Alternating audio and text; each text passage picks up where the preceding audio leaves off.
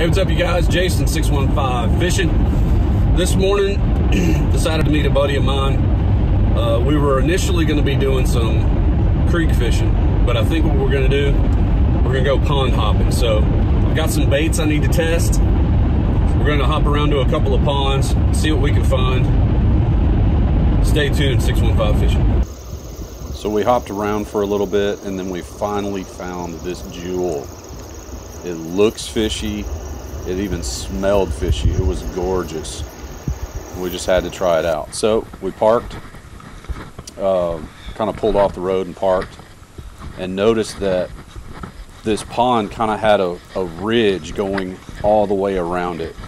And from that ridge, it was almost like a 45-degree angle going down to the water. There was no real good access, really, to the water. Unless you walk, you can kind of see in this image all the way in the back, it starts to get where it's kind of shallow.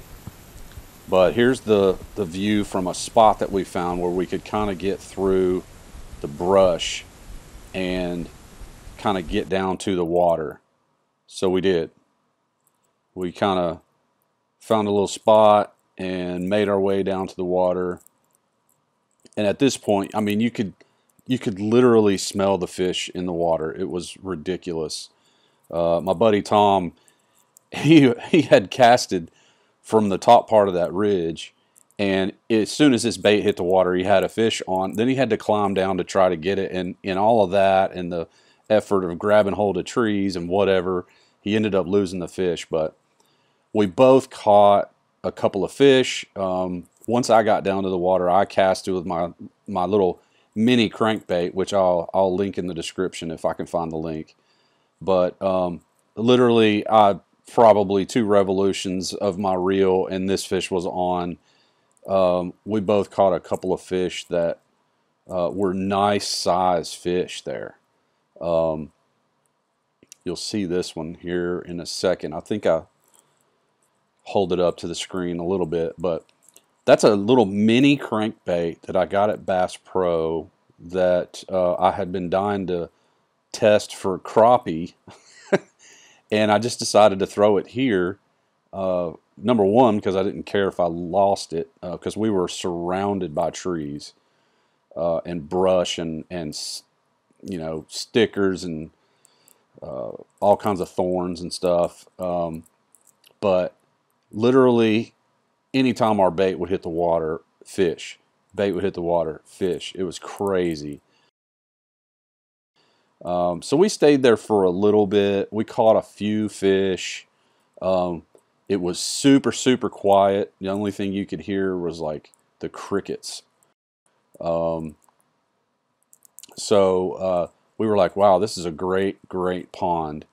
We've got to come back to this pond. We got to find a better angle, a better spot to get to these fish, because it was just every time you cast it, you got a fish. But we were also pond hopping, so we wanted to head out, get to another pond, and that kind of thing. So we decided, well, you know, let's go and let's see if we can't find another pond. And so that's what we did. So we climbed up out of this ridge and started making our way back. It was a pretty good walk. Not too horrible. It was a pretty good walk.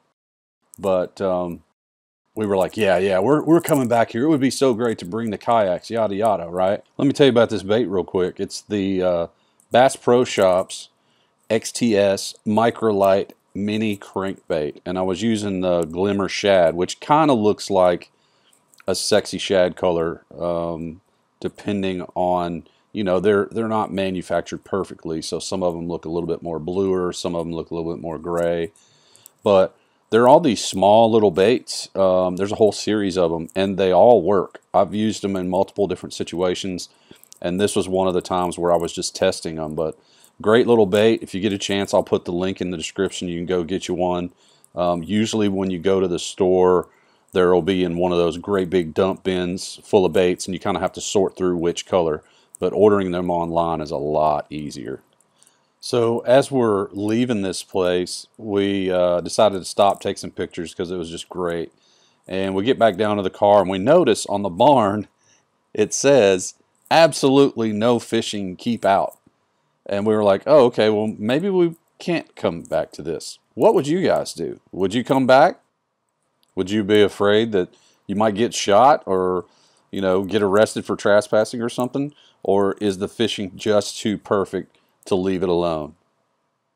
Let me know in the comments. It'll be interesting to see what some of you guys say. Make sure to like and subscribe if you like this episode and the kind of content that I'm putting out. Make sure to ring the bell so you know every time I put something else out that's new for you. All right, that's it for this episode. Thanks for watching 615 Fishing.